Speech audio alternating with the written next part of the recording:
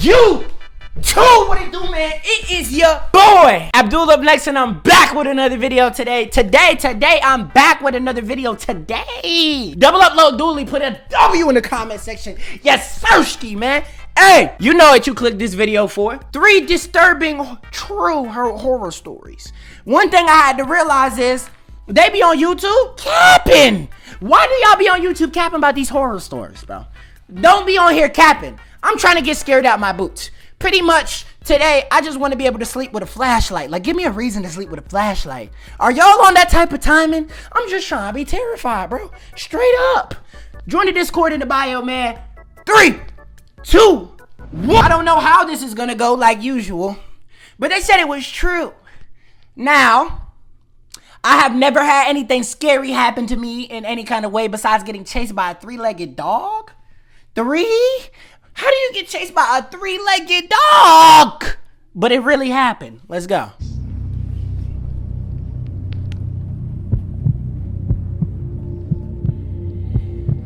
When I was around 12, I had the one bedroom in the house that wasn't on the 2nd floor. My parents' house was a high ranch, so when you entered the house, it split off to 2 floors. One half flight of stairs going upstairs and one downstairs. The downstairs level had the den, the garage, my bedroom, and a bathroom. So he rich, or he live in Texas, or he live in Idaho? What type of house is this? What type of house is he talking about? The other 3 bedrooms in the house were all upstairs. Since I grew up the oldest and the only boy in the house with 2 sisters, I got the room downstairs because it was the biggest and technically the coolest room. Hey, that means you get to beat your me on speaker. What that would be fire though. I'm tripping. Alright. After I turned 10, my parents gave my twin bed to my little sister and I got a full-size bed, which was a bit of an upgrade because the room was big and could certainly fit a bigger bed. Alright, I'm pausing a lot, but you got a twin-size bed at 10? Wait, no, he got a full-size bed at 10. Bro, no cap, I had a twin-size bed till I turned 20. Wallahi, God can kill me now if I'm lying. When I was 12, my little sisters were around 5 and 8, so at this age I would be allowed home alone, but my 5-year-old sister wouldn't be left alone with me, and my 8-year-old sister would only be left alone with me if my parents weren't going to be gone for too long. If they'd be gone for longer periods of the day, then one of my parents would take both of my sisters. For this short period of time, I'd say like 3 nights in a row, maybe a little more, I was waking up in the middle of the night for no reason, and I'd have trouble falling back asleep. Considering I was 12 years old, I knew I shouldn't have been having sleeping problems at that age. I was sleeping with the fan on next to my bed because it was a hot couple of days in the middle of the summer. Time out, you couldn't get no sleep next to the fan? Boy, this is cap. Boy, you couldn't get no sleep next to the fan? Oh, no, you crazy. Boy, you put that fan on right next to me. I don't give a... Man, I don't care if it's Call of Duty Black Ops 3 going on outside. I'm about to get my nap. Lock my door. What are you talking? And then second, they left you 3 days at the house by yourself? You talk about because I'm a boy. Nah, it's not because you a boy, bro. Your parents don't love you. So I wasn't sure what exactly was waking me up, considering the fan provided a steady white noise. One of these nights, I got up after waking up to refill my glass of water. I went to the bathroom right outside my bedroom, and as I was filling it up, I thought I heard something come from inside my room. I can't focus because you using tap water. Goofy, if you don't go get a bottle, you filling the tap water? Now, I know it hit regardless because when you get up out your bed, it don't matter what you eat. I think I could eat ass out of bed, it would taste good. Facts! I turned off the faucet and then listened, but now there was nothing, just the sound of the fan. I walked to the doorway in my bedroom, and I couldn't tell what it was, but something was creeping me out about my room now. I went upstairs to the living room and decided to sleep on the couch that night. What? I fell asleep eventually, but that same night, again, I woke up, this time to noises from the kitchen. I saw the glow of the light from the fridge and the sounds of someone rummaging through it. What? The way that floor was set up had the kitchen out of view from the couch in the living room. I couldn't see who was there. I heard the fridge door eventually shut, then footsteps walk away and downstairs. I was drowsy, and so I went back to sleep. I believe it was the next day that my mom was folding clothes in my room, and she told me my room stunk and I needed to clean up whatever that smell was. I ignored her because I really didn't smell anything. Hey, that's how it be though. Time out.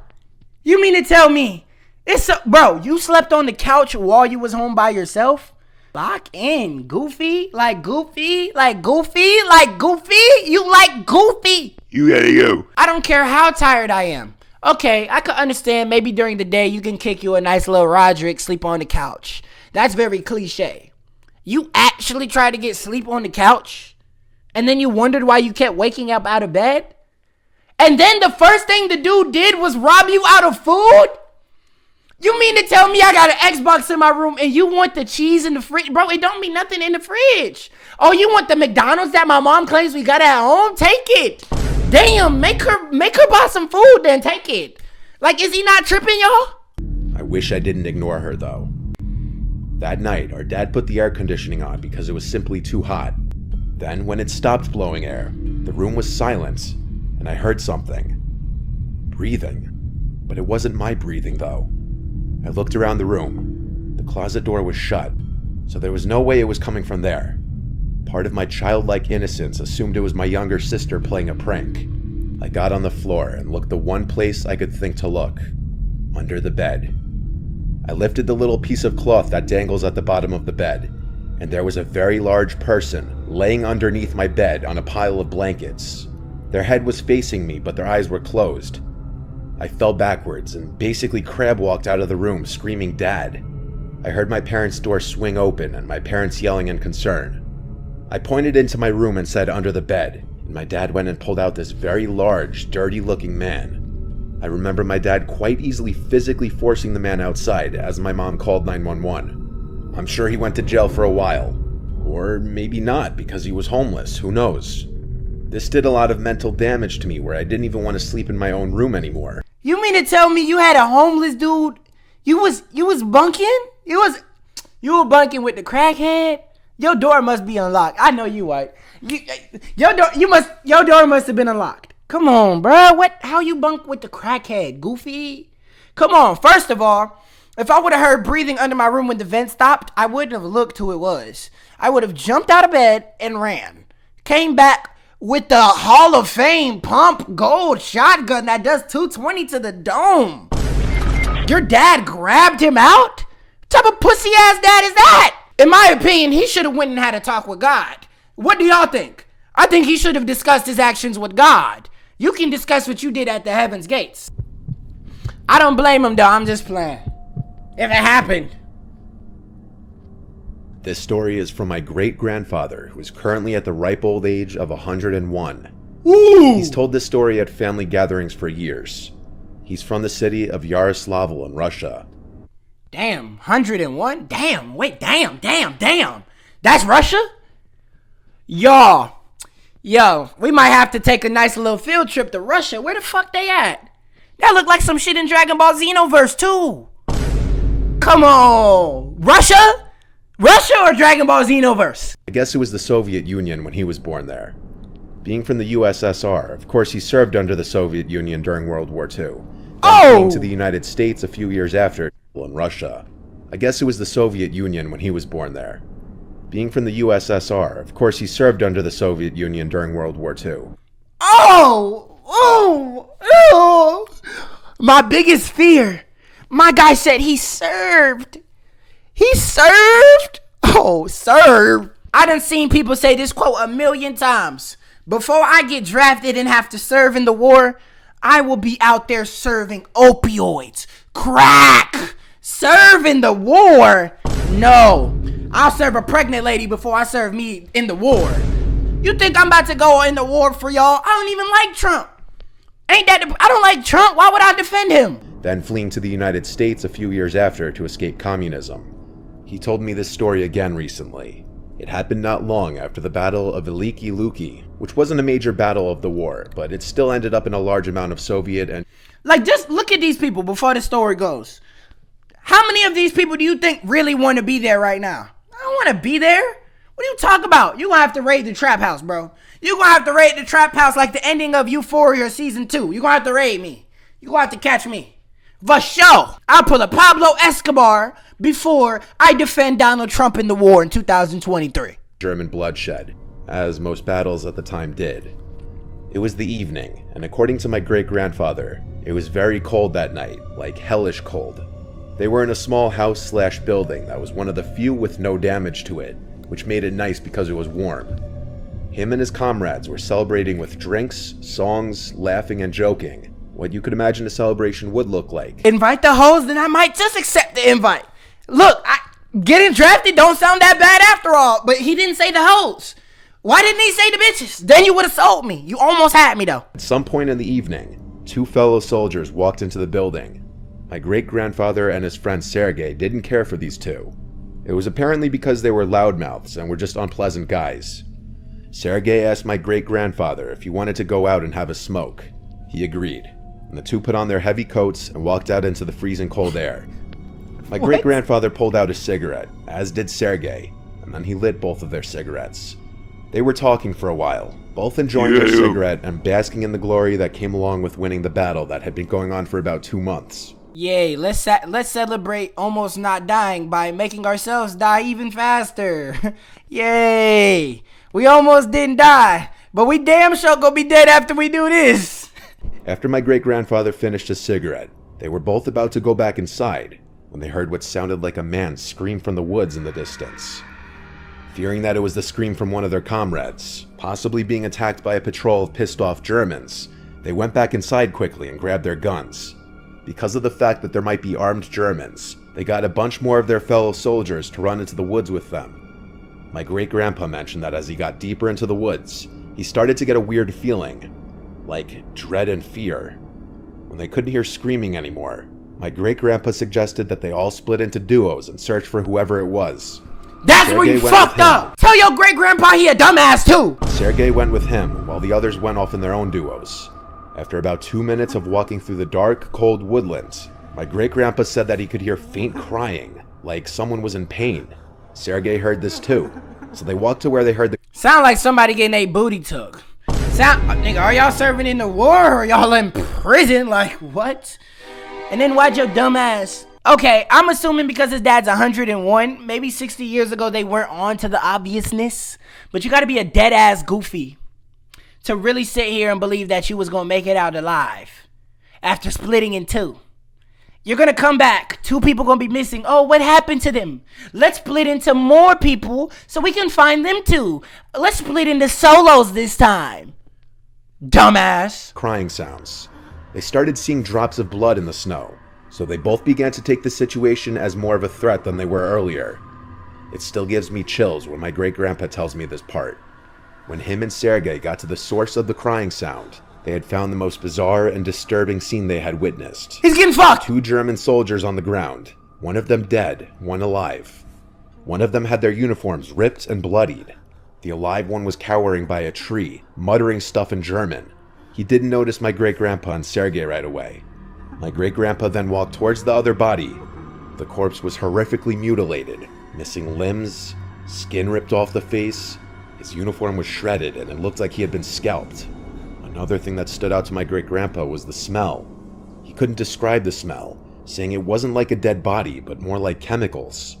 The corpse looked fresh. Sergei investigated the living soldier, who then, noticing Sergei, jumped back in terror, as if he had been traumatized. He was shouting stuff in German. It was only then that my great-grandpa noticed that his leg had been torn apart and his chest was bloody. He said he could remember that German screaming something like "Das Kolas" or something similar. Sergei pulled out his pistol and put the German out of his misery with a single shot to the head. Almost immediately after this, my great-grandpa described hearing moaning-like noises, and that's when a very tall, thin... You saw his dead mans. Then you made him go meet his dead mans. Sounded like he was getting fucked, but okay. ...started running in the darkness away from them. Afraid, Sergei and great-grandpa started shooting erratically in the direction of the thing. The other men ran over, but the thing was gone. All of the men were reprimanded when they got back to the village, but a report was sent to the high command. It was never investigated further. My great-grandpa claims that it was the most terrifying experience of his life. It makes him stressed when thinking back on the sight of that mangled German and that thing. So pretty much what I'm guessing to the bro, maybe he was in the woods for so long he turned into a zombie, you know? Cause he said maybe he died from the natural causes. What you mean? We got reprimanded when we got back to the village. Nigga, this Naruto. Nigga, this Naruto. You the Hokage, huh? You know, Grandpa be capping. Grandpa, uncle, they had to be cap. Facts. They just want to seem tough. You know, back in my day. Yeah, sure. Yeah, sure, nigga. Y'all didn't even have phones. I don't care. Story number 3. This happened when my fiance Morgan and I just moved into our house together in a quiet little town. We still live in this house. It's a modest, cute little house, perfect for us and a couple of kids if and when we decide to have. We met one of the neighbors right off the bat. This might be off topic, but I'm never having kids. Fuck them kids. Bro, I don't think I have the emotional maturity to deal with a 2-year-old, bro. Okay. Oh, it's so cute. Baby's born. Nigga cried for 2 years straight, bro. You mean to tell me I ain't gonna get sleep for 2 years straight? Bro, I had to babysit a kid. I damn near was like, bro, why did you have this little nigga? Bro, the little nigga cute and all, but the little nigga got all the energy. He don't sleep. He just want to watch. He don't even want to watch Coco Melon. He want to play Roblox all day. Or you know what he want to do? He want to cry and play tag. They seemed nice. They were an older couple in their late 60s. The neighbors on the other side were pretty far away, so we didn't meet them for a while. We were still in the unpacking and furnishing phase. It might have been week 2 of living in the house. We were exhausted by every night, having to work our jobs and then also setting up the house and unloading. Morgan was cooking. This is the inside of his house. Shit look good. This how my room still look, nigga. I've been in Arkansas for like 2 months, bro. I moved May 22nd. My closet looked the exact same. Pasta in the kitchen. I was sitting at the table talking to her while on my laptop shopping for area rugs. It was a little stuffy in the house, so I was gonna go slide open the back door. But as I got to it, I looked into the backyard and noticed someone sitting in one of the chairs. He was kind of hunched over with his head down. When I say I almost shit myself when I saw it, I'm not kidding. I whispered Morgan's name and said, "Don't scream, but there's a man in the yard." She walked over to look outside and gasped. She grabbed me and kind of hid behind me and said, "Go say something." No. Go say something, nigga. If you don't George Zimmerman that,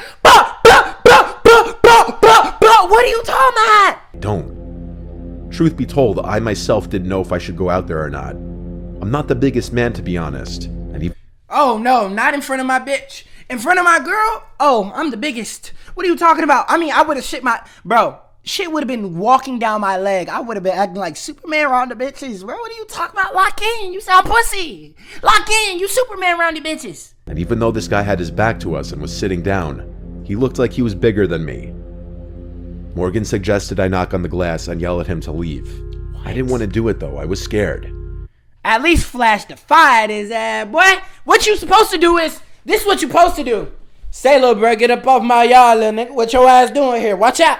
Watch out, little bro. You don't even have to, you can have that motherfucker on safety, bro. Just show his ass like, this the wrong yard, bro.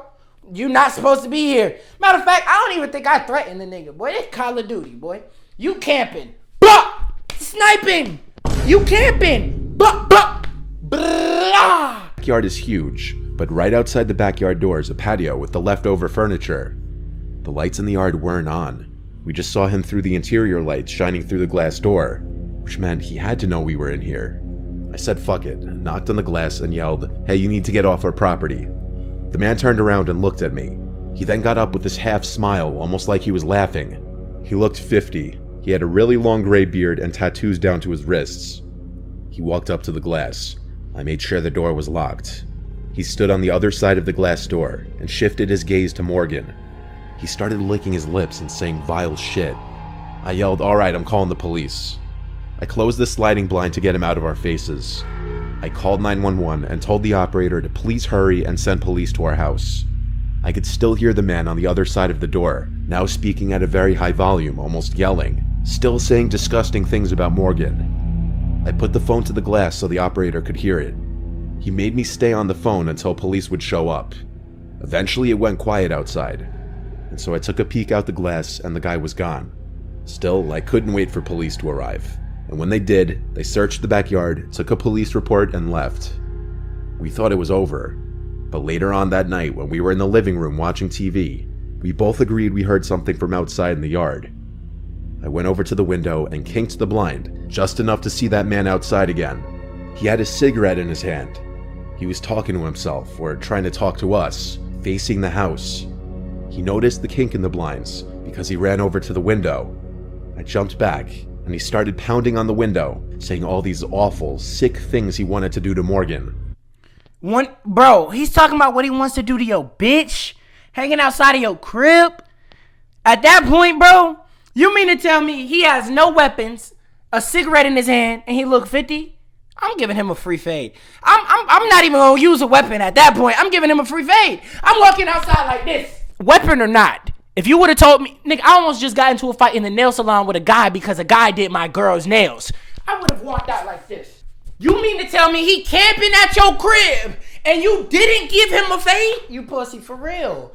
No dude is gonna tell me what he want to do to my girl, to my face, at my door after. Look, first things first, I wouldn't have went out the window and let him see my face. I would have said, the police is on their way if you don't leave my property. I suggest you to leave my property. The police is on the way. If he didn't leave then, and I know he got a cig, he talking shit, and he don't got the fire on him, oh yeah, he getting a free one. He getting a free one. Cause look, after you beat his ass, now your shorty gonna really want you. Oh yeah, he getting a free one. Blah, blah. I told her to go upstairs. I didn't want her to hear this anymore.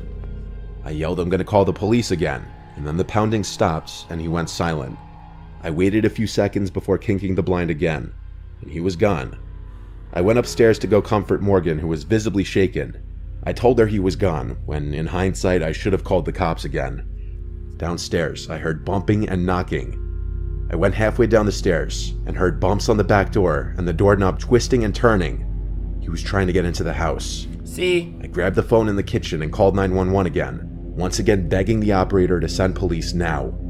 This time the police arrived a lot quicker, and I didn't alert the man outside that they were coming. But unfortunately, by the time they showed up, that man disappeared again. It's very likely he just ran off into the trees deep in the backyard.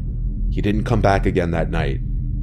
The next day, we went around knocking on neighbors' doors, both introducing ourselves to those we hadn't met yet and asking them if they knew anyone matching the description of that man. What we found out was disturbing. A few doors down from us knew that man. He was known for beating his ex-wife and having a drinking and drug problem, and generally just regarded as very dangerous.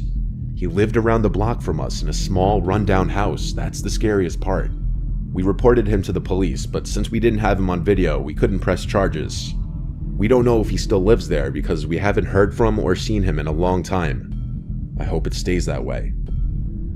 Goofy, I would have checkmated his little goofy ass. I appreciate you for watching the video. I don't know if I tell you that enough, bro. But thank you. Look, thank you to these 4 people right here, too. If you want to shout out like these 4 special people, because they special, I ain't gonna lie, they special.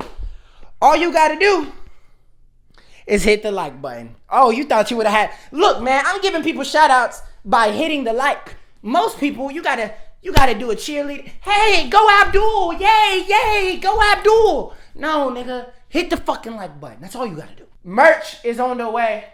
I'm about to come out with a clothing brand, bro. I don't even want to call this merch, bro. But I gotta show y'all. It's a brand. It ain't even merch for real. I've never said that because I know merch is what y'all, But I want to be more than a YouTuber one day. So be alert for that. Follow my Twitch. Join the Discord. Thank you for watching.